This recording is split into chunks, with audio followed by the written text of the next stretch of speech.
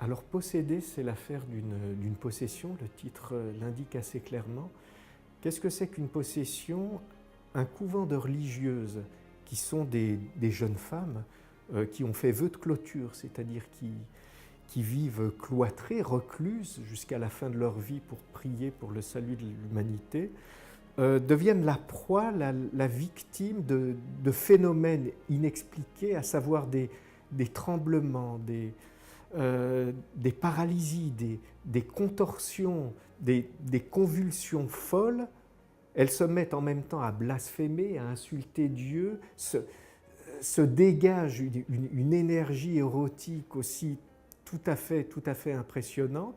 Et face à ce phénomène, on soupçonne une possession, c'est-à-dire le fait que quelqu'un aurait envoyé des diables au fond du corps de ces jeunes filles. Et là, quand on les interroge, quand on interroge les diables, puisque quand les religieuses répondent, ce sont seulement, leurs lèvres ne servent que d'instrument au propos du diable, le diable répond, eh bien celui qui m'a envoyé sous cette aisselle, dans ce sein droit, dans cette haine gauche de telle ou telle religieuse, c'est le curé de la ville, c'est Urbain Grandier.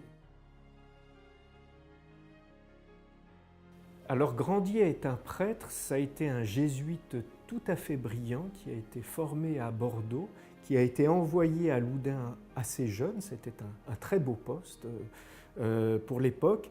Jeune homme beau, brillant, un don de la parole absolument foudroyant, qui assez vite devient, j'allais dire, la coqueluche des dames de cette ville. Il est très beau, il est très séduisant et il a peut-être la réputation de consoler d'un peu trop près les jeunes veuves ou de faire des confessions peut-être un peu trop rapprochées. En tout cas, ce jeune homme très brillant devient sans doute, pour ces Ursulines qui sont recluses, l'objet à la fois d'une fascination et surtout d'un fantasme.